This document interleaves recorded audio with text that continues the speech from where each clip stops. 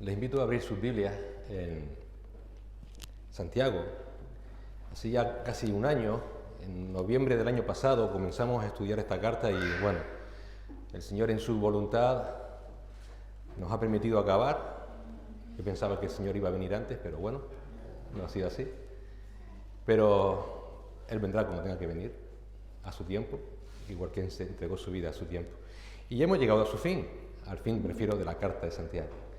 Y vamos a abrir nuestra Biblia en el capítulo 5 porque vamos a meditar en esta mañana en los dos últimos versículos, versículos 19 y 20. Versículos 19 y 20. Pero déjeme antes darle las gracias al grupo de alabanza por el esfuerzo que hacen en preparar los cánticos. Cánticos que, como ahora verán, tiene mucho que ver con lo que vamos a ver en esta mañana. Y no ha habido complicidad entre nosotros para nada. También dar las gracias a las hermanas que se esfuerzan por preparar también el tiempo de comunión y invitar a todos los hermanos de la iglesia, miembros, que también pues, se puedan sumar a ese tiempo de comunión tan necesario, como hemos visto, no solamente los domingos, sino el resto de nuestra vida, porque somos el pueblo de Dios. Y no es que seamos especiales por alguna razón, porque por ejemplo Israel tampoco era especial, de hecho era el más pequeño de los pueblos, dijo el Señor, el más insignificante. El más insignificante. Entonces vemos realmente que tampoco nosotros somos especiales, sino simplemente somos el pueblo de Dios. Eso en sí nos hace ser realmente especiales y como tal necesitamos que todos juntos, como pueblo de Dios, anunciemos las buenas nuevas de salvación, tanto a los que están fuera en el mundo, también a los que están dentro en el mundo. Déjame hacerte una pregunta, tampoco quiero que me la respondas, pero dime, ¿alguna vez te han engañado? Quizás seas muy sincero y digas, a mí jamás en la vida, pero con la voz pequeña estás diciendo, tú no sabes cuántas veces me han engañado. Aunque quizás creas que nunca, aunque quizás creas que eres tan sagaz, tan avispado, que difícilmente te van a engañar, es muy probable que estés equivocado, muy probable. Estaba leyendo esta semana una noticia que salió en El Mundo, que a su vez tenía una fuente de la OCDE, que es un organismo de comercio mundial, donde se decía que las falsificaciones ya suponen el 3,3% del comercio mundial. Claro, quizás digas tú, bueno, el 3,3 eso no es nada, pero estamos hablando del comercio mundial, en el mundo entero, en todas las cosas que se fabrican, que son millones y millones, el 3,3% son falsas. Te lo pongo más quizás en perspectiva real de tu vida. De los productos cosméticos que puedes comprar en un supermercado, según la OCU, el 14% son falsos. En la ropa que puedas comprar, el 15,8% son marcas falsas. En los complementos, el 11,9% es falso. Y si eso no fuera suficiente, en un estudio hecho hace poco, también por la OCU, se ha demostrado que cuando compramos verdura o frutas que vienen envasadas, que son muy cómodas, ¿verdad? Vas, coges y te llevas a casa, el 100% no tienen el peso que dicen tener.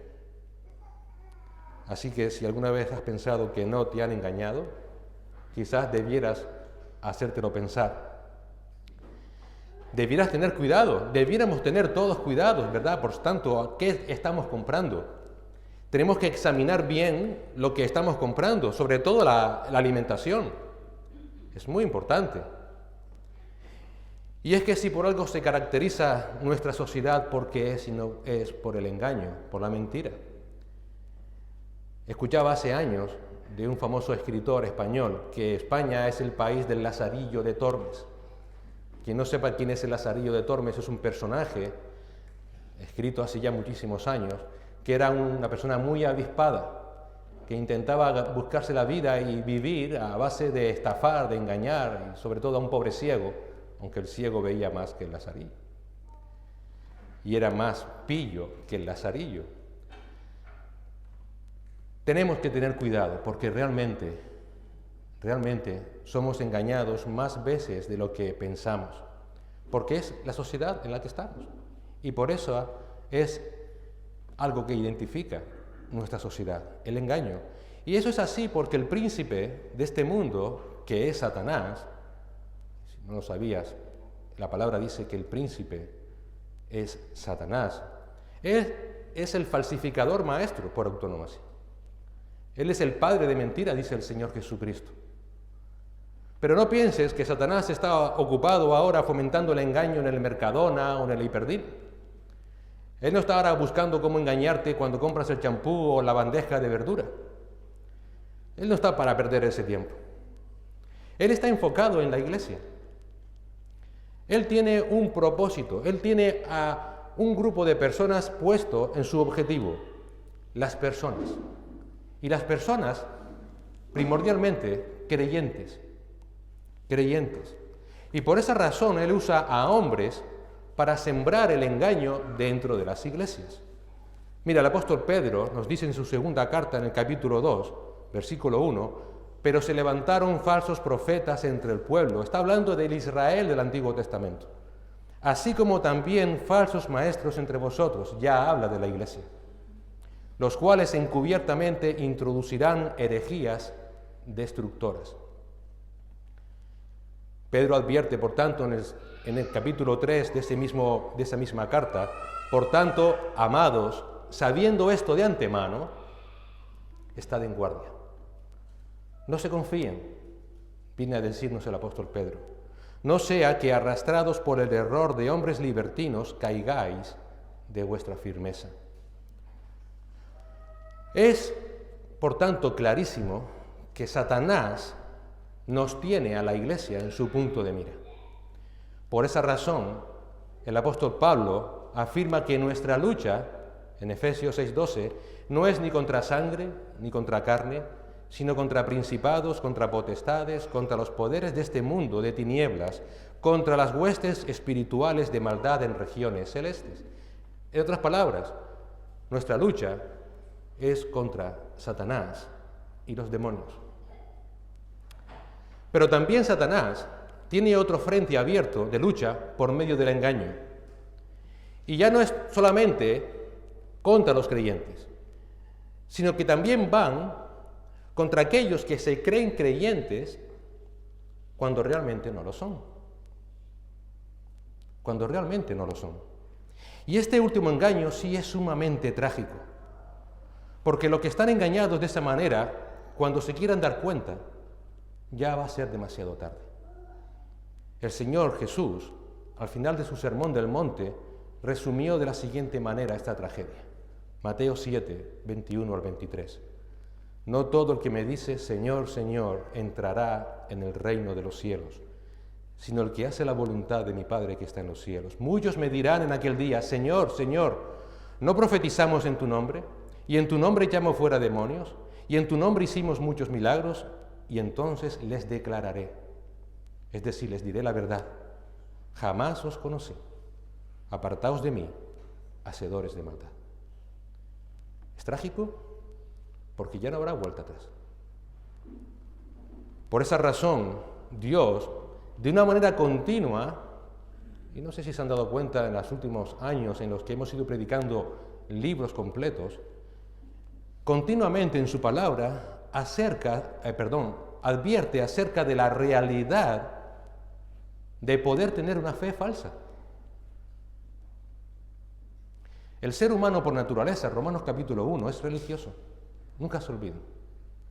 Lo que pasa es que se han despiadado del único Dios vivo y verdadero. Y cambiaron su imagen por reptiles, dice el apóstol Pablo, por animales de este mundo. Pero el ser humano por naturaleza es religioso. Y muchos, dentro de las iglesias, creen ser salvos y no lo son. No lo son. Y por esa razón el Señor en su palabra continuamente está advirtiendo contra esa fe falsa, con aquel que se cree salvo y no lo es. El Señor Jesús dice en Isaías que un creyente falso honra a Dios de boca, pero su corazón está lejos de él. Isaías 29:13. Dijo entonces el Señor: por cuanto este pueblo se me acerca con sus palabras y me honra con sus labios, pero aleja de mí su corazón. Y su veneración hacia mí es solo una tradición aprendida de memoria.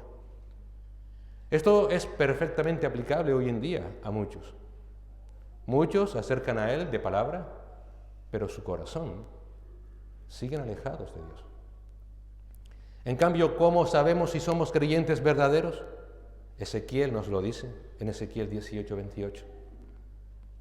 Porque aquel que considera y se aparta de todas las transgresiones que ha cometido, ciertamente vivirá y no morirá.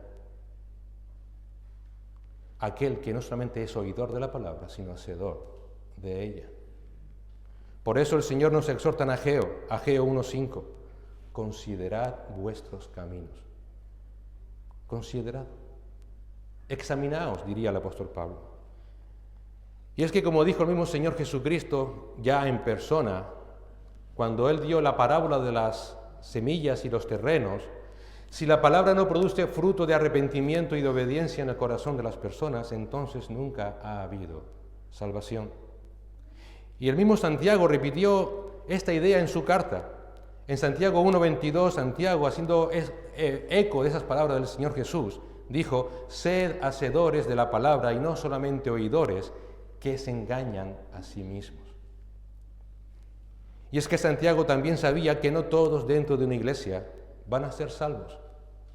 Y mostró esa verdad además a la luz de todas las exhortaciones que hemos estado viendo durante este casi año de estudio de esta carta. La respuesta que demos a esas exhortaciones de Santiago van a evidenciar si nuestra fe es una fe salvadora o no. En el capítulo 1, si no te acuerdas, te recuerdo que Santiago nos exhortó a soportar las pruebas con gozo. Entonces surge una pregunta para todos nosotros: ¿soy cada vez más paciente en las pruebas de mi vida? ¿O me resisto a pasar por ellas? También exhortaba en ese capítulo 1 a soportar las tentaciones y a no caer en ellas. Por tanto, surge una pregunta: ¿busco y juego con las tentaciones? ¿Me deleito en ellas? ¿O desde que esas concupiscencias están atentando en mi mente, ya les resisto desde el principio? También nos exhortó a no murmurar de la palabra de Dios, sino a someternos a ella. Surge una pregunta: ¿me gozo en obedecer la palabra de Dios? Quizás no lo haga perfectamente, pero ¿tengo el deseo de obedecerla? ¿Tengo el deseo de descansar en ella? ¿Tengo el deseo de confiar en ella, aunque realmente no cumpla mis expectativas? ¿O cuando tomo una decisión no la tengo en cuenta y me rebelo contra la voluntad de Dios? En el capítulo 2, Santiago nos exhorta al trato mutuo los unos con los otros con compasión, siendo imparciales, ayudándonos mutuamente sin murmuraciones. Por tanto, surgió la pregunta: ¿existen prejuicios entre nosotros? ¿O nos tratamos a todos por igual? ¿O tenemos un grupito de hermanos o de hermanas favorito? En el capítulo 3, Santiago nos exhortó a tener un correcto hablar, un andar en una sabiduría humilde, llena de gracia, pacífica. Y también nos exhortó a no ser amigos del mundo. Por tanto, ¿controlamos nuestro hablar? ¿Somos amigos del mundo o somos amigos de Dios? ¿Cedo a la presión del mundo o prefiero, aunque tenga que pagar un alto precio, ser amigo de Dios? En el capítulo 4 nos exhortó a someternos a Dios, a vivir humildemente y en sumisión a su voluntad, a depender solo de su gracia, a no responder con arrogancia, sino con fe. Y por tanto surgieron una serie de preguntas. ¿Hago planes sin tomar en cuenta a Dios o me someto a Él? ¿O consulto a mis hermanos bajo cuyo cuidado estoy antes de tomar decisiones? ¿O las tomo sin contar con nadie? ¿Me someto a la voluntad decretada de Dios en la Escritura? En el capítulo 5 nos exhortó a ser desprendidos frente a las riquezas materiales de este mundo y a tener amor por la verdad. Y surgieron las preguntas: ¿soy egoísta con mi dinero? ¿Recurro a la oración cuando me encuentro en algún problema económico y confío en el Señor? ¿O tiro mano de las artimañas del mundo como el Lazarillo de Tormes? Y nos exhortó a cuidar de todos aquellos hermanos que puedan estar pasando por aflicciones espirituales y hacerlo con amor y paciencia. Surgió una pregunta. Cuando veo a mi hermano afligido en su espíritu, ¿me duelo con él? ¿Le sostengo en oración? ¿Puede contar conmigo? Así que Santiago escribe su carta, por un lado, a los creyentes, para exhortarnos a perseverar con fe, imitando a Cristo, porque si analizamos todo lo que acabamos de hablar, Cristo es el ejemplo supremo. La respuesta a esas preguntas no es el legalismo, es realmente, ¿estoy viviendo como mi Señor o no? Persevero en esa fe, imitando a Cristo, cualquiera sea la prueba, cualquiera sea la circunstancia por la que esté pasando. Eso va a evidenciar una fe verdadera. Pero también Santiago escribe, por otro lado, a los que estaban dentro de aquella iglesia, pero que no eran salvos y que estaban engañados y que ante las mismas pruebas, las mismas dificultades, nunca respondieron con fe, nunca respondieron imitando a Cristo, sino que respondieron según la carne, como cualquier inconverso, como cualquier inconverso. Y precisamente por causa de esos engañados que están dentro de las iglesias, Santiago en el texto de esta mañana hace una última exhortación a la iglesia, a los creyentes que están perseverando en la fe en Cristo. Y esa exhortación última es, hermanos, preocúpense por los que están engañados entre ustedes. Preocúpense por los que están engañados entre ustedes. Por personas que dicen ser cristianas y no lo son, porque prefieren ceder a la carne antes que vivir confiando en Dios y en su palabra. Que prefieren imitar al mundo antes que imitar a Cristo. Que cuando pasan por decisiones dolorosas prefieren seguir las artimañas del mundo antes que seguir a Cristo cargando la cruz, como hizo el Señor. Personas que prefieren antes el gozo de este mundo, temporal, carnal, antes que el eterno. Personas que, aunque ellas crean que son salvas, no lo son. Es la exhortación última de Santiago. Cuiden de esas personas. Cuídenla, porque van a estar entre ustedes. Además, el cómo respondamos como iglesia ante esas personas también va a ser una evidencia de nuestra fe. ¿Cuál es mi actitud hacia la persona que, creyendo ser salvo, nunca ha dado evidencias de ello? ¿Lo critico? ¿Hago chismes acerca de esa persona? ¿Lo sigo tratando como hermano para no ofenderlo y que siga viniendo a la iglesia? ¿O procuro llevarle el Evangelio con amor, exhortándole al arrepentimiento y a la fe en Cristo? La exhortación final de Santiago no es a evangelizar a los perdidos de fuera de la iglesia, sino a evangelizar a los perdidos de dentro de la iglesia. Evangelizar a los perdidos que están dentro de las iglesias, a los que se creen salvos y no lo son. Santiago va a presentar esta última exhortación, primero dándonos la evidencia de la realidad, de la triste realidad, de que en las iglesias hay personas que no son salvas. Seguirá diciéndonos la terrible amenaza que pende sobre las cabezas de esas personas. Y por último nos dirá cuál es nuestra meta como iglesia con ellos. La evidencia de los que no son salvos entre los creyentes, la amenaza, la terrible amenaza, como veremos, que pende sobre esas personas si no se arrepienten, y la meta de la iglesia con ellos. Vamos a orar al Señor. Señor y Padre, ponemos este tiempo en tus manos, Señor. Tú conoces nuestra incapacidad absoluta y por eso venimos ante tu trono de la gracia para que tú suplas todas nuestras carencias, Señor. Necesitamos de tu Espíritu Santo, de su iluminación, Padre, para poder entender tu palabra. Pero también la necesitamos para poder aplicarla a nuestras vidas, Señor. Ayúdenos a ser conscientes de lo que tú has mostrado en tu palabra. Ayúdanos a no ser meramente oidores, sino hacedores de ella. Y en este caso concreto, Señor, a darnos cuenta que tú nos adviertes que no todos los que van a una iglesia son salvos y que como iglesia necesitamos también, Señor, tener amor por ellos, preocupación por ellos y llevarles tu evangelio. Ayúdanos, Señor, te lo suplicamos en Cristo Jesús. Amén. Miren lo que dice Santiago en el capítulo 5, les invito a, si pueden, tener su Biblia a mano para que no crean que yo me invento nada, que todo sale del texto. Santiago 5, versículos 19 y 20. Dice Santiago: hermanos, si alguno de entre vosotros se ha extraviado de la verdad y alguno le hace volver, sepa que el que haga volver al pecador del error de su camino salvará de muerte un alma y cubrirá multitud de pecados. La evidencia de la existencia de personas no salvas dentro de la iglesia. Esta evidencia la vamos a ver en la primera parte del versículo 19 y en la segunda parte del versículo 20. Así vamos a estar este tiempito, así que no se molesten conmigo. Así escribió Santiago. Primera parte del versículo 19 y segunda parte del versículo 20. Dice Santiago: hermanos, si alguno de entre vosotros se ha extraviado de la verdad.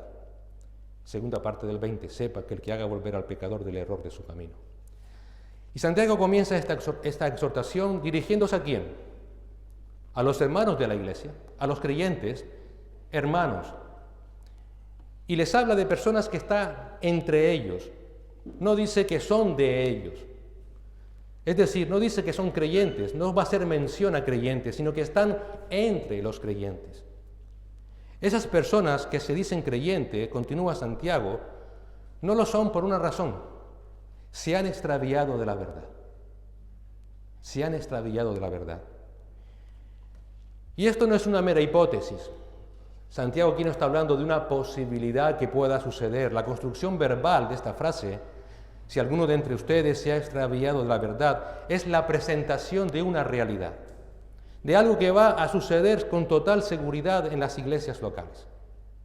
Ese si alguno de entre vosotros no es un sí condicional, no habla de probabilidad, sino que es un llamado a la responsabilidad de la iglesia, por un lado, porque este hecho va a suceder. Es como si Santiago nos dijera: mira, en base a que esto va a suceder, atento a lo que te voy a decir, atento a lo que debes hacer. Va a haber personas que asistan a tu iglesia y que van a acabar extraviándose de la verdad. Ahora, ¿qué significa que se van a extraviar de la verdad?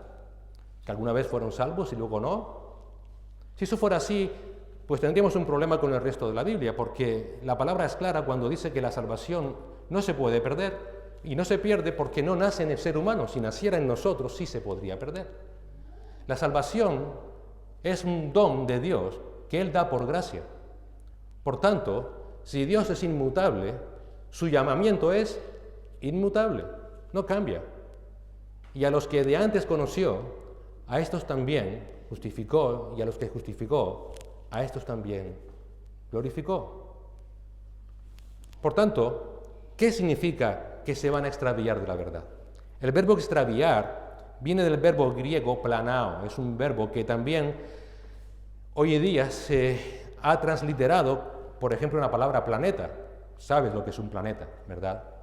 Implica errante, vagar. Para los griegos, los planetas no estaban en órbitas fijas, no siempre eran los mismos. Ellos veían y creían que todas las estrellas del cielo estaban continuamente vagando por el cielo. Así que esa palabra significa errante, vagar, descarriado. En términos espirituales, alejarse de la verdad, engañado espiritualmente.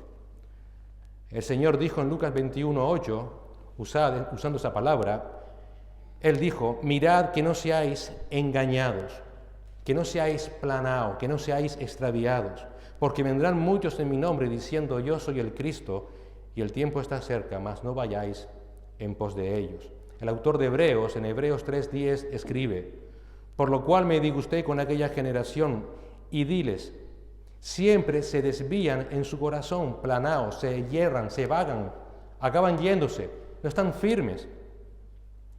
Y también se usa esta palabra en las Escrituras de la condición de aquellos que nunca han sido salvos. El Señor Jesús lo dijo, por ejemplo, de los saduceos. Saduceos, como los fariseos, eran muy religiosos dentro del pueblo judío y para ellos, en su concepción errada, ellos eran salvos. ¿Tú me vas a decir a mí, yo que soy saduceo, que no lo soy? ¿Pero qué dijo el Señor Jesús en Mateo 22, 29? Les dijo, erráis, planao. Ellos se creían salvos, pero no lo eran. Estaban vagando, extraviados de la verdad.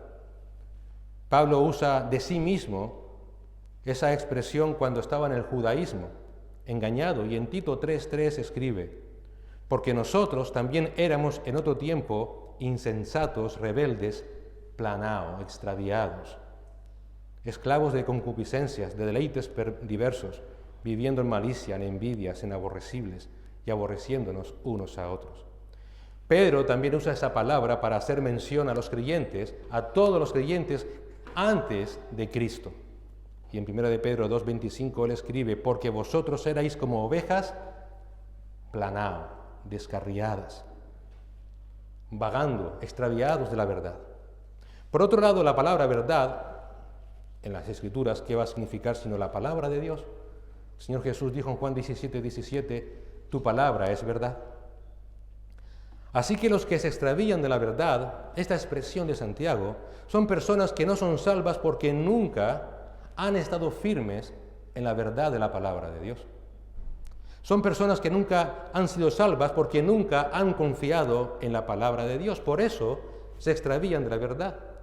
Y eso se hace evidente porque a la hora de tomar decisiones para afrontar las pruebas o las circunstancias, prefieren seguir los dictados de su corazón, prefieren seguir los dictados del mundo antes de afrontar esa situación en oración y en dependencia de Dios. Personas que cuando tienen problemas no acuden a Cristo rogándole por su sostén y por su fortalecimiento, sino que prefieren seguir los dictados del mundo. Prefieren la sabiduría del mundo, que ya Santiago había dicho que es demoníaca, antes que la sabiduría de lo alto, que es pura y perfecta. La sabiduría humana, como leemos en Romanos 1, es esa sabiduría que es la condición natural del hombre sin Dios. Nunca buscará a Dios, nunca querrá saber nada de Dios. Así que los que se extravían de la verdad son personas sin Dios, que siguen el instinto de un corazón engañado, porque todos nacemos de esa manera. Y sus vidas no están cimentadas en la palabra de Dios. Mira cómo el apóstol Pablo identifica a un verdadero creyente en relación con la palabra. Y lo hace en Colosenses 1, en los versículos 22 y 23. Es impactante cómo él enlaza un verdadero creyente y la palabra de Dios y la obediencia a ella. Colosenses 1, 22 y 23, dice el apóstol Pablo, sin embargo, ahora Él es Cristo, ahora Cristo os ha reconciliado en su cuerpo de carne mediante su muerte, a fin de presentaros santos, sin mancha e irreprensibles delante de Él. Esto es la imagen de un creyente verdadero. ¿Por qué un creyente es creyente? Porque ha sido reconciliado por Cristo.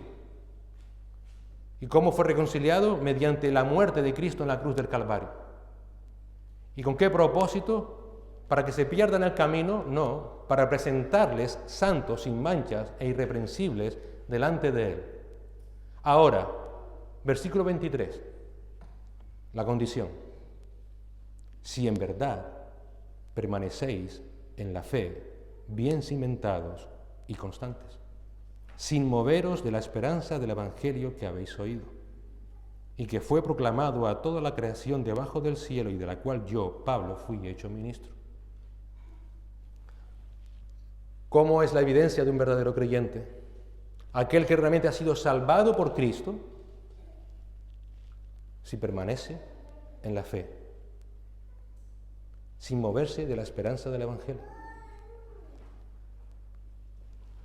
Pero la persona de la que habla Santiago es todo lo contrario. es inconstante en su relación con la palabra. Quizás pueda coger lo que le interesa cuando le suene bien. Y aquello que no le interesa, mira, esto es, ¿sabes qué? Esto que no hay una correcta interpretación. O empiezan a buscar maestros conforme a sus propias concupiscencias, dice también el apóstol Pablo, para que al final encuentre a uno que le diga lo que él quiere escuchar acerca de ese pasaje que no le interesa. Están extraviados de la verdad. Pero además de estar extraviados de la verdad, esas personas son caracterizadas por Santiago, en la segunda parte del versículo 20, como pecadores. Como pecadores. Sepa que el que haga volver al pecador del error de su camino. Ciertamente hay una verdad indiscutible en la palabra de Dios, y es que todos somos pecadores. Esto quiero dejarlo claro de un principio, para que no pensemos que si soy creyente entonces ya no soy pecador. No, todos somos pecadores. ¿Qué dice en Romanos 3:10? Que como está escrito, no hay justo ni aun uno. Está diciendo, en otras palabras, todos somos pecadores. Y por eso Juan dice en su primera carta que si decimos que no tenemos pecado, nos estamos engañando a nosotros mismos y la verdad no está en nosotros. Pero también es cierto que la palabra de Dios, cuando usa la palabra pecador, la usa para referirse específicamente o para caracterizar específicamente a los inconversos. Fíjate cómo Moisés habló de los hombres de Sodoma y Gomorra, en Génesis 13:13. Y los hombres de Sodoma eran malos y pecadores contra el Señor. El salmista escribió en el Salmo 1:1 que cuán bienaventurado es el hombre que no anda en el consejo de los impíos, ni se detiene en el camino de pecadores.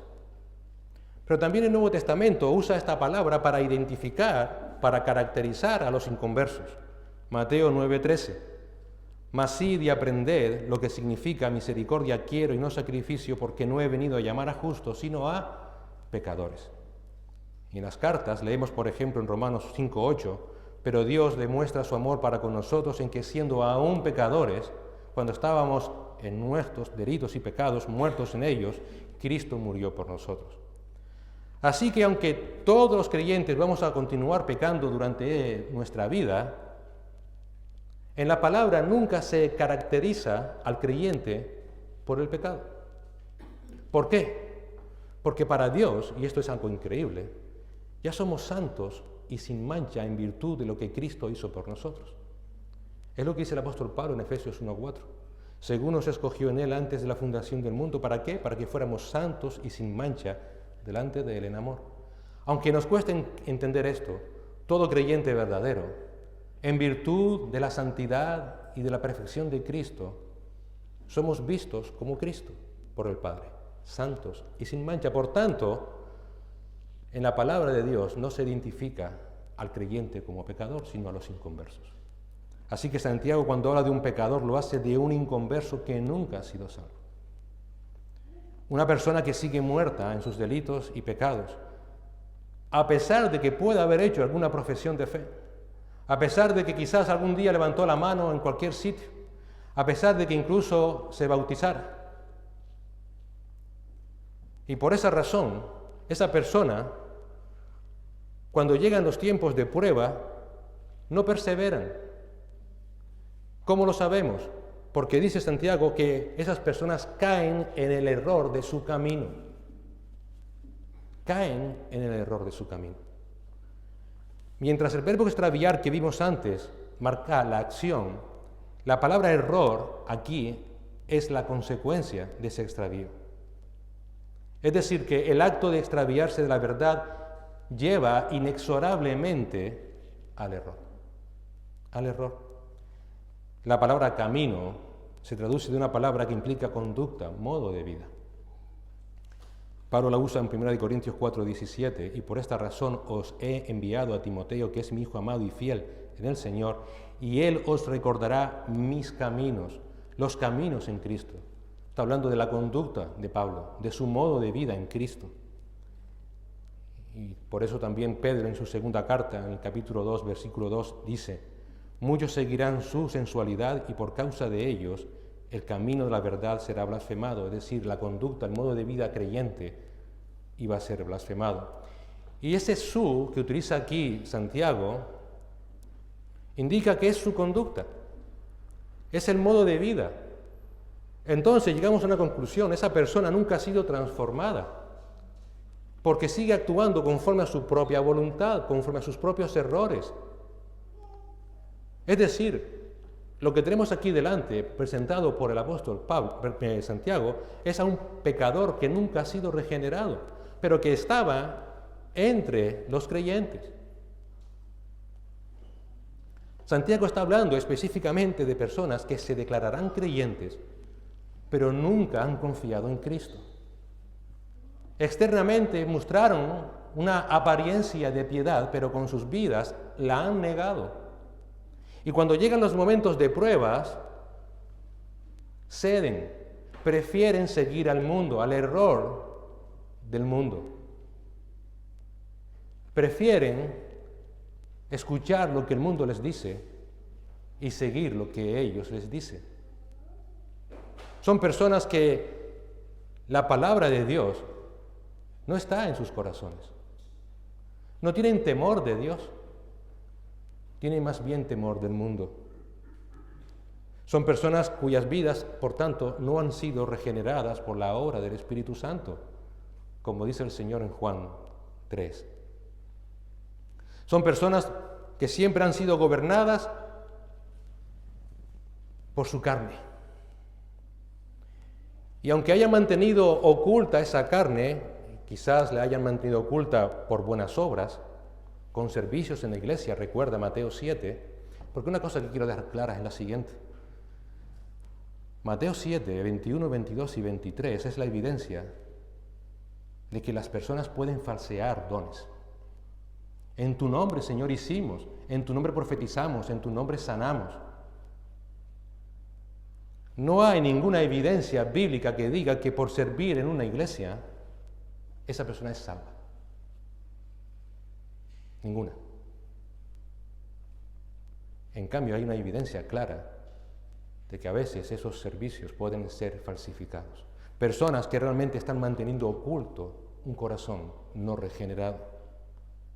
Son personas como las que el Señor Jesús recriminó en Lucas 6:46. ¿Por qué me llamas, Señor, Señor, si después no haces lo que yo te digo? ¿No es absurdo llamar a Cristo Señor? Es decir, amo, doulos, es la expresión que usaban los esclavos para dirigirse a su amo. ¿Para qué me tratas así si luego yo te mando como tu doulos y no me obedeces? Y por eso el Señor dijo en esa terrible expresión de Mateo 7, cuando estén presentes delante de Él y ellos digan: Señor, ¿sabes qué? Yo prediqué en tu nombre, Señor. ¿Sabes qué, Señor? Tú no sabes el esfuerzo que hice para aprender a tocar el bajo, la guitarra, el órgano, para luego entonar canciones. Tú no sabes, Señor. Y el Señor diga: jamás te conocí. Apártate de mí. Personas que cuando todo les va bien, los ve fieles, con apariencia de piedad. Pero cuando llegan las pruebas, que fue así como empezó Santiago en su carta, ¿qué hacen? En la inconstancia de su corazón, siguen sus propios caminos, no perseveran. En su vida no hay fruto. Es lo que dijimos antes al principio. El Señor planta su palabra en los corazones, pero no todos los corazones van a dar fruto de arrepentimiento y fe. El Señor Jesús dio una explicación de esa parábola en Mateo 13, del 18 al 23, y Él dijo: todo el que oye la palabra del reino y no la entiende, el maligno viene y arrebata lo que fue sembrado en su corazón. Este es aquel en quien se sembró la semilla junto al camino. Y aquel en quien se sembró la semilla en pedregales, este es el que oye la palabra, es el que oye la palabra y enseguida la recibe con gozo, pero no tiene raíz profunda en sí mismo, solo es temporal. Y cuando por causa de la palabra viene la aflicción, viene la persecución, enseguida tropieza y cae. Y aquel en quien se sembró la semilla entre espinos, este es el que oye la palabra, más las preocupaciones del mundo, el engaño de las riquezas, agon la palabra y se queda sin fruto. Pero aquel en quien se sembró la semilla en tierra buena, este es el que oye la palabra y la entiende. Este sí da fruto y produce a uno a 100, a otro a 60 y otro a 30. ¿Qué diferenció a unos de otros? La semilla, la palabra de Dios. No, el Evangelio era el mismo para todos. La diferencia estaba en los corazones de aquellos individuos, en cómo fueron fieles o no a la palabra de Dios en los momentos difíciles de sus vidas. No respondieron con obediencia, no respondieron con fe, prefirieron seguir al mundo y según el mundo. Y es que la verdad, queridos hermanos, la verdad, queridos amigos, no está aquí. Tiene que estar aquí. Tiene que estar implantada en el corazón de un creyente verdadero. Porque cuando el creyente es salvado por gracia y por medio de la sola fe en Cristo, una obra soberana de Dios, hay una obra completa del Espíritu Santo, quien es el que lleva a cabo esa salvación. Y es que el Espíritu Santo a quien salva, santifica. Sí o sí. No es un proceso, ciertamente la santificación es progresiva, pero ya esa persona desea, anhela, ya tiene anhelos que antes no tenía. Eso es parte de esa santificación progresiva. Un pastor y comentarista, la misma persona, afirman: la justificación y la santificación nunca pueden separarse. Dios no justifica a quien Él no santifica. Por tanto, no puede entenderse una verdad doctrinal que no produzca una forma propia de vida. Es imposible. O sea, si la verdad doctrinal, esa palabra que muchos cristianos dicen, esto es para los eruditos, o esto divide, si la verdad doctrinal no produce una forma propia de vida consecuente con esa verdad doctrinal, entonces no hay salvación. No hay salvación. ¿Sabes por qué? Porque esa verdad doctrinal es Cristo. No son palabras, es Cristo. La verdad suprema es Cristo, Juan 14:6. El que permanece en la verdad, por tanto, es aquel que permanece en Cristo. Y el que obedece la verdad es aquel que está obedeciendo a Cristo. Y el que tiene una vida propiamente consecuente con esa verdad doctrinal es aquel que tiene una vida conforme a Cristo. Es aquel que sigue a Cristo en el camino de su vida, cueste lo que cueste, aunque tenga que cargar una cruz. Cristo mismo nos marcó el camino. ¿Qué debemos hacer en esta vida como creyentes? Hebreos 12:2, poner los ojos ¿en quién? ¿En el mundo? ¿En lo que el mundo nos dice? En Cristo. ¿Por qué? Porque Él es el autor y consumador de la fe. Es decir, si realmente tenemos esa fe que viene de Cristo, necesariamente pondrás los ojos en Cristo. Primera de Pedro 2:21. Porque para este propósito habéis sido llamados. Fuimos llamados por Cristo. ¿Y para qué propósito fuimos llamados? Para seguir el ejemplo de Cristo. Pues también Cristo sufrió por vosotros, dejándoos ejemplo para que sigáis sus pisadas. El doctor Carballosa dice al respecto: en el Nuevo Testamento la verdad es personificada por Jesucristo. Por tanto, la verdad es algo que uno debe amar. Segunda de Tesalonicenses 2:10. Es algo que tenemos que obedecer. Gálatas 5:7. Es algo que tiene que mostrarse en la vida. Segunda de Corintios 4:2. Es algo que tiene que ser dicho en amor. Efesios 4:15. Es algo que tiene que ser testificado. Juan 18:37. Es algo que tiene que ser manifiesto en una vida de amor. Primera de Juan 3:19. Es algo que libra. Juan 8:32. La verdad cristiana, en fin, es un don del Espíritu Santo enviado por Jesucristo para ser como Jesucristo. Esto, queridos hermanos, realmente es un toque serio de atención. Es algo muy importante para nosotros. Por eso Hebreos 2:1 nos dice: por tanto, es necesario que con más diligencia atendamos a las cosas que hemos oído, no sea que nos extraviemos. No sea que realmente estemos extraviados de la verdad. Realmente tenemos que examinar nuestras vidas. ¿Realmente soy como Cristo? Sé que no somos perfectamente como Él, pero estamos en ese proceso. Caigo, pero Señor, confío en tu perdón. Deseo amarte, deseo servirte, pero sabes que no soy perfecto. O nos da igual. Y cuando llegan las pruebas, preferimos al mundo. Cuando llegan las dificultades, preferimos al mundo. ¿Por qué creen ustedes que Pablo nos afirma en Filipenses capítulo 2, 12 al 13? Ocupaos de vuestra salvación con temor y temblor. ¿Porque no tenía otra cosa que decir? Porque vamos a completar esto con... No, versículo 13. Porque si realmente eres creyente, Dios va a obrar en ti y va a producir tanto el querer como el hacer por su beneplácito. Examina tu vida. ¿El Señor está actuando en ti? ¿Produce Él en ti tus deseos? ¿Produce en ti tu gozo? Repetimos, no es ser perfectos, pero que hay un gozo y un deseo de servir al Señor. Eso es lo que debe hacernos meditar sobre nuestra salvación con temor y temblor. Así que una verdadera seña de una verdadera conversión no es la perfección espiritual, sino el cómo estamos atentos a nuestra vida espiritual precisamente porque sabemos que aún no somos perfeccionados. Es decir, sé que aún no soy perfecto, por tanto debo de preocuparme si estoy andando en esa perfección. Es esa preocupación de observar nuestras vidas, nuestras decisiones, sobre todo cuando estamos en momentos de pruebas, en momentos de aflicciones.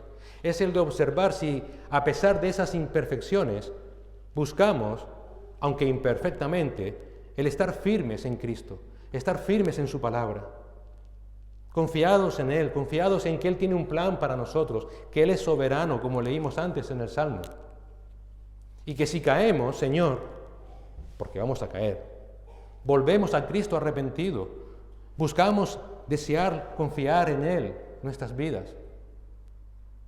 Por tanto, Santiago nos presenta la triste realidad de que habrá muchos en las iglesias que no vivirán así, que externamente parecerán hombres y mujeres piadosos, pero que su corazón aún no ha sido regenerado por Cristo. Profesan fe, pero están sin Cristo, están sin Dios. Y aunque estén mezclados entre nosotros, aún esas personas necesitan algo, el Evangelio. Porque la amenaza que hay sobre ellos es terrible, terrible. Y ese es el segundo punto que Santiago nos presenta. La amenaza que pende sobre aquellos que se creen creyentes y no lo son. Tercera parte del versículo 20. Les espera la muerte de su alma por causa de la multitud de sus pecados. Es una advertencia clara y esto no deja lugar a dudas. La realidad de aquellas personas que están engañadas, aunque se crean salvas, es la misma que la de un inconverso. No podrán, como dijimos antes, argumentar nada delante de Dios. Señor, pero ¿sabes qué? Yo fui a la iglesia, pero ¿sabes qué? Yo te serví. Es como si fuera un inconverso. Igual. Y lo que les espera es lo mismo, la muerte eterna.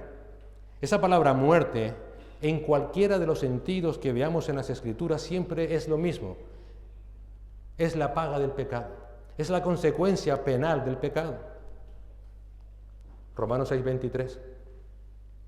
El punto es que la muerte no es dejar de existir como el mundo nos dice. Bueno, como dicen algunos, ¿sabes qué? Si muero, pues ya está. El vivo al bollo y el muerto al hoyo. La muerte no es inexistencia. La muerte es castigo. Castigo penal, consciente y eterno de aquellos cuyos pecados no han sido perdonados en Cristo. Y este concepto de castigo eterno y consciente es más claro puesto que Santiago habla de la muerte de un alma. La palabra alma hace referencia a la parte inmaterial que todo ser humano tiene, pero que es consustancial a la persona. Una persona es persona porque tiene cuerpo y alma. Y esa alma es eterna.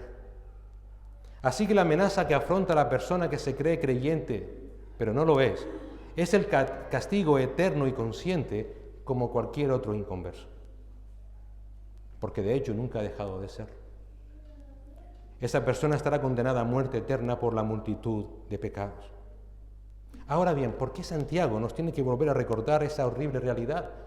Con de haber dicho que eran pecadores, seguro que en el subconsciente de aquella audiencia diría, bueno, pues si es pecador, lo que les espera es la muerte eterna. Pero ¿por qué Santiago tiene que volver a decirlo?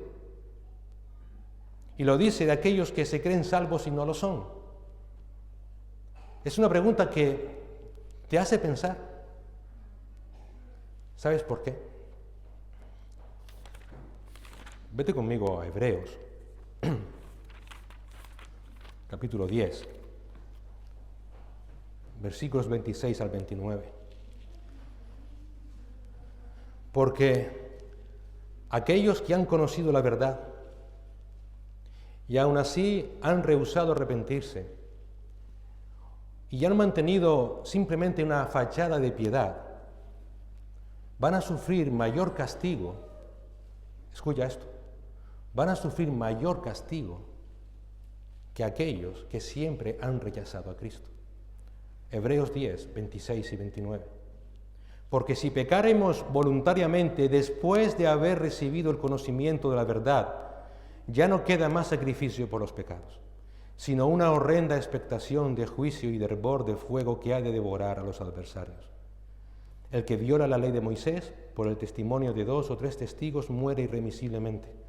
¿Cuánto mayor castigo pensáis que merecerá el que pisoteare al Hijo de Dios y tuviere por inmunda la sangre del pacto en la cual fue santificado e hiciere afrenta al Espíritu de gracia? No, con lo que te voy a decir ahora, no te estoy invitando a que no vengas más, al contrario. Si hoy estás aquí y no crees en Cristo como tu Señor y Salvador y te rehusas a creer en Él, recuerda, has escuchado la verdad. ¿La has escuchado? Sé que a veces los hermanos que predicamos, hablo de mí, no predico bien, a veces hablo muy rápido, a veces no vocalizo bien, pero ¿has entendido la verdad? Pues ahora, por conocer esa verdad, si rechazas a Cristo, tu castigo eterno será peor que aquellos que nunca lo han escuchado.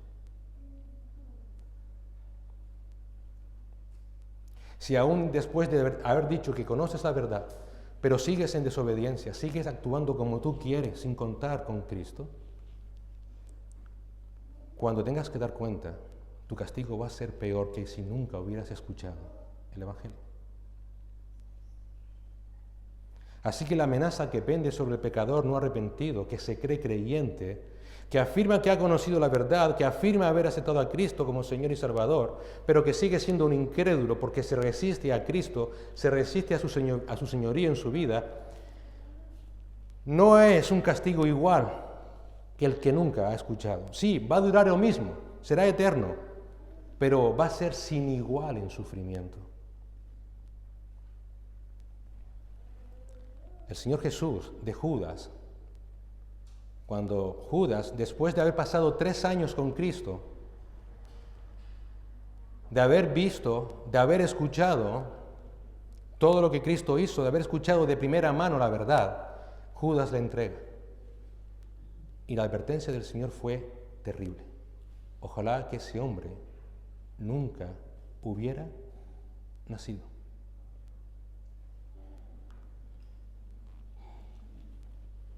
Es lo mismo que aquellos que han escuchado la verdad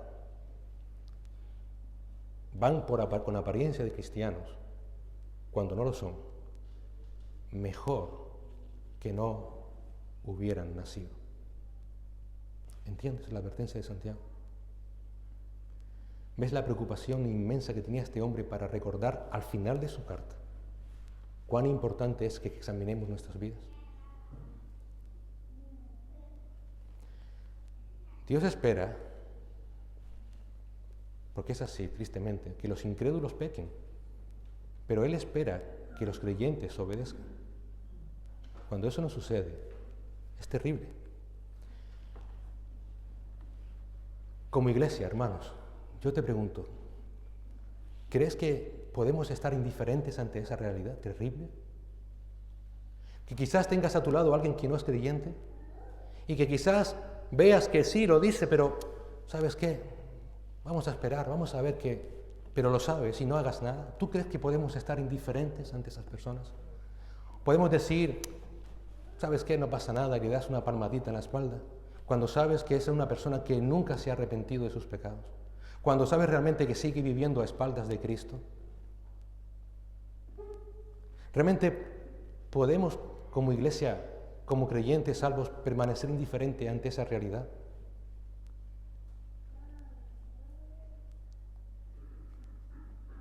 ¿Crees que realmente podemos vivir tranquilos, como si nada pasara? ¿Crees que podemos incluso seguir tratándoles como hermanos para no ofenderlos? Oye, para que no se molesten. Cuando muestran una vida constantemente pecaminosa, desobediente, desconfiada de Dios, que actúan a espaldas de Dios.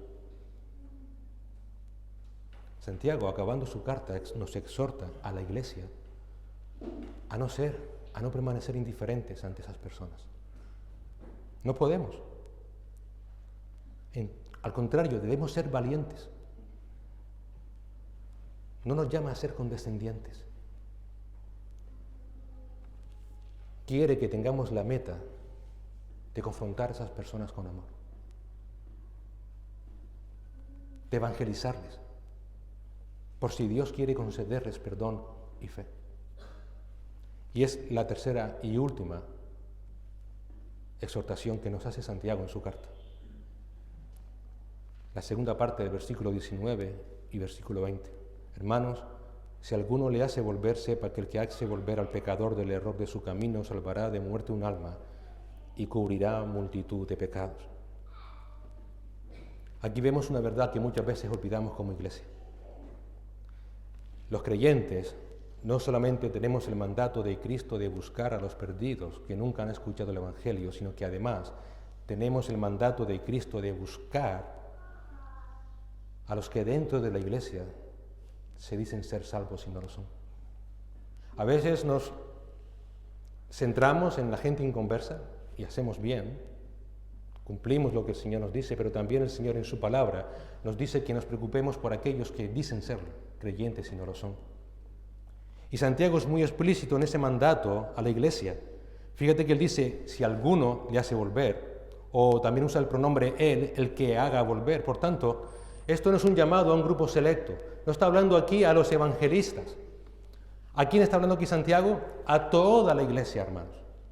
A toda la iglesia. Si eres un creyente realmente salvo y ves a alguien que se dice hermano y no lo es por su modo de vida, tienes el mandato de Cristo de exhortar a ese hermano al arrepentimiento y a la fe. Y hacerlo con amor. Es un llamado a toda la iglesia, si alguno, el que lo haga. El apóstol Pablo repite esta exhortación en 2 Corintios 5:18. Y todo esto procede de Dios, quien nos reconcilió consigo mismo, hablando de la iglesia, por medio de Cristo, y nos dio, hablando de la iglesia, el ministerio de la reconciliación. Ese nos implica a todos. Todos tenemos esa responsabilidad. Todos. La iglesia debe seguir el ejemplo de Cristo. ¿A qué vino Cristo? Lucas 19:10. A buscar y salvar a quienes? A los que se habían perdido. Quizás esa persona que tengas a tu lado sigue perdida. Toda la iglesia al completo, es copartícipe de ese ministerio del Señor. Copartícipes, porque solo Cristo puede salvar. Solo Cristo puede perdonar. ¿Y la meta de la iglesia cuál es? Hacer volver al pecador. Hacer volver al pecador. Es un concepto que se repite una y otra vez también en las Escrituras, porque hace un llamado al arrepentimiento, hace referencia a la conversión del pecador a Dios. ¿Qué dijo el apóstol Pedro a los judíos que le escuchaban el sermón de Jerusalén, Hechos de los Apóstoles 3:19, arrepentidos y convertidos. En este contexto, Santiago, ¿qué está haciendo? Es un llamado a los falsos creyentes. Cuando digo falso creyente, no quiero que me malinterprete, no digo que tengas una mala intención, porque seguro que quizás te creas de verdad creyente. Santiago hace un llamado a que vuelvas realmente a la fe y dejes las falsas apariencias. Que vuelvas a la fe que descansa solamente en Cristo. Pero también, iglesia, queridos hermanos, recordar una vez más, la salvación es una obra soberana de Dios. Santiago nos da el mandato a nosotros, a la iglesia, de hacerlo, pero no da la garantía de que eso vaya a suceder. Santiago afirma esa verdad con un sí condicional, si alguno le hace volver. Pero lo que sí es innegable es que aunque la salvación es una obra soberana de Dios, el mandato a la iglesia también es un mandato de Dios a la iglesia. Más allá de los resultados que puedan acontecer con esas almas que dicen de ser creyentes y no lo son, nosotros no tenemos que buscar resultados. Tenemos que cumplir con amor ese llamado de Cristo a esas almas. Tenemos que hacer audible la voz de Cristo en esas almas. ¿No te das cuenta que dices ser una cosa que no eres? ¿No te das cuenta de que realmente nunca has sido salvo? No digas eso para no molestarle. No digas eso para que... Dilo, tienes que decirlo. ¿Cómo empezó el Señor Jesús su ministerio según Marcos? Siguiendo el ejemplo, permítame la expresión, aunque Juan decía que él no era digno de desatar ni siquiera la sandalia del Señor Jesús, pero siguiendo lo que Juan hacía, llamando al arrepentimiento y a la fe. Eso mismo debemos hacer nosotros cuando alguien que realmente evidencia que no es salva, no es decirle, ¿sabes qué, mi hermano? ¿Sabes qué, mi hermana? Bueno, confía en el Señor. No puede confiar en el Señor, no es salvo. No es salvo. Cuando hay alguien entre nosotros que afirme ser creyente, pero cuya vida evidencie lo contrario, evidencie desobediencia a Dios, a su palabra, evidencie amor al mundo y no a Cristo, que muestre de una manera pertinente e impenitente una vida de impiedad, no podemos mirar hacia otro lado. No podemos mirar hacia otro lado. No podemos ser condescendientes con esas personas para no molestarles. No podemos tratarles como un hermanos porque no lo son. No hagamos eso, porque ni eso le ayuda, ni nunca le estarás mostrando amor de esa manera. Nunca. Porque si realmente quieres ayudarle, si realmente le amas, trátale como lo que es, como un pecador que necesita de Cristo. Muéstrale gracia, muéstrale misericordia, porque Cristo era lleno de gracia y de verdad. Ese es el amor, como dice el apóstol Pedro, que va a cubrir multitud de pecados. Hagamos y digamos la verdad en amor, hermanos. Pero la verdad. ¿Qué dijo Pablo en Efesios 4:15? Que donde hay amor, haya verdad. Verdad.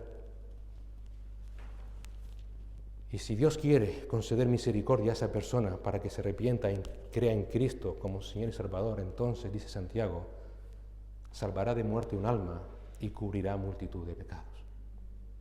Evidentemente aquí Santiago no está afirmando que el creyente tenemos la capacidad de salvar, como hemos dicho antes. Solamente Cristo salva. La idea aquí, por tanto, ¿cuál es? Que si esa persona que se decía ser creyente pero no lo era, realmente se arrepiente, entonces sí será salvo con certeza. Esa es la promesa del Señor. Si realmente hoy estás aquí y te has dado cuenta de que nunca has sido creyente, aunque quizás te lo hayas creído, aunque quizás hayas estado engañado, si te arrepientes, el Señor te dice que te va a perdonar y eres salvo, con total seguridad. Es importante, hermanos, que ganemos a los perdidos que están en el mundo, pero también es importante que ganemos a los perdidos que están en la iglesia. Son personas que siguen muertos en sus delitos y pecados, siguen perdidos, siguen errantes. Pero recuerda, ahora conocen la verdad, han escuchado la verdad, y por esa razón su suerte futura es más terrible. Su castigo va a ser mayor. Pero Dios, que es rico en amor, a pesar de que actuemos de esa manera, sigue brindándote la oportunidad de ser salvo. Y por eso ha concedido a su iglesia, a todos los creyentes, el ministerio de reconciliar con Él, también a esas almas perdidas. Si somos conscientes como iglesia de ese horrible destino que les espera, no podemos ser indiferentes, hermanos, sino que tendremos que hacer todo el esfuerzo necesario y en amor para que el Señor salve a esa alma y le conceda arrepentimiento y fe. Pero también es importante, y permítame una última reflexión antes de acabar, que ya finalizando esta epístola de Santiago, nos examinemos, todos, que nos preguntemos cómo estamos en nuestra relación con Cristo. Porque Santiago nos ha mostrado que la fe no es una idea teológica, no es una afirmación meramente mental, es una relación personal de vida con Cristo mismo, es una vida de plena confianza en Él. Vivir la fe es vivir a Cristo, nunca te olvides, vivir a Cristo. Cristo es la razón de nuestra vida. Y Cristo es el ejemplo supremo de la fe, dice Hebreos 12:2. Sin Cristo nada podemos hacer. Medita, ¿cuál es mi relación con el Señor?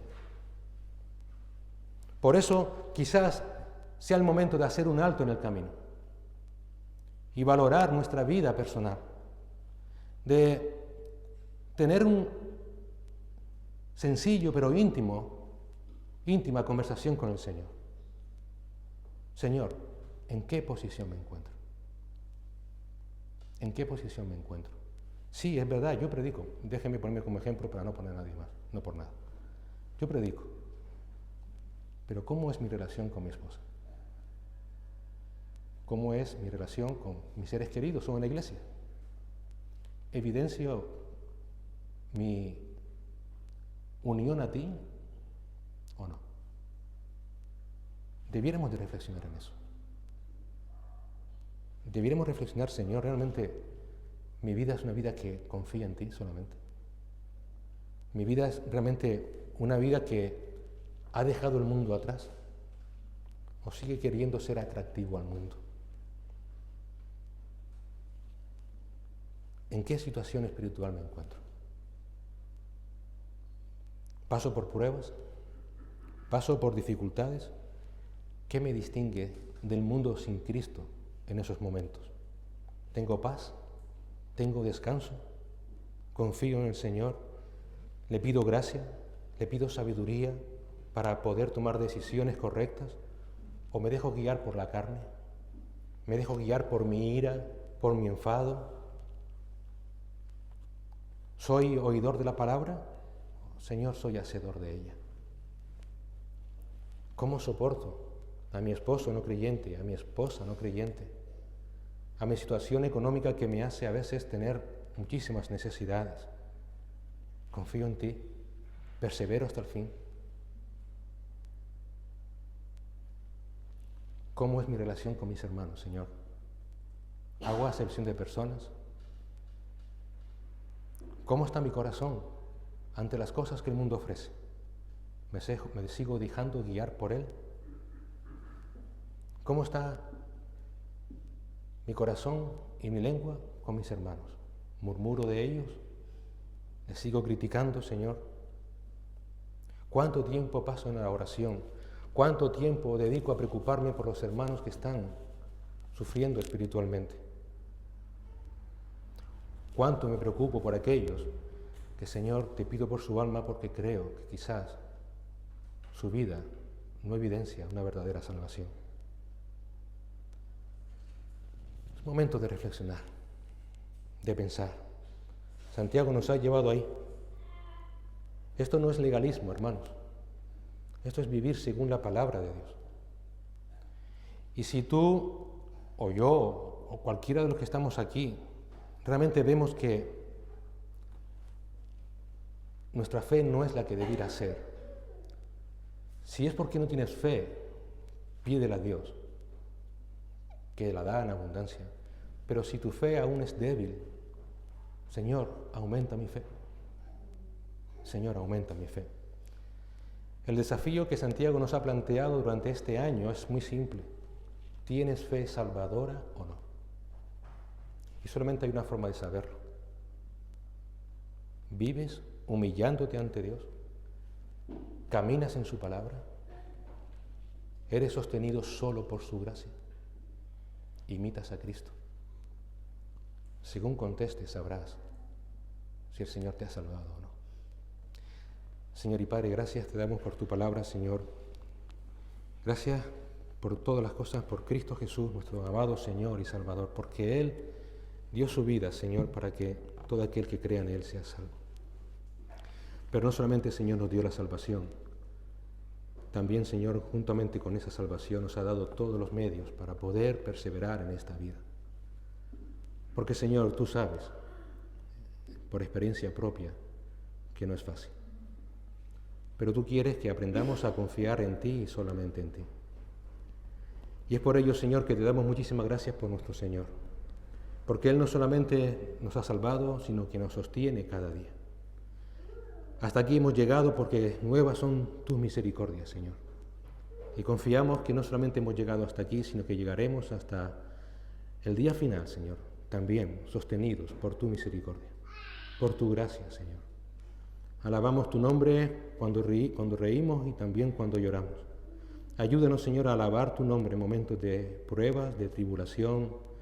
Ayúdanos, Señor, a alabar tu nombre cualquiera sea nuestra circunstancia.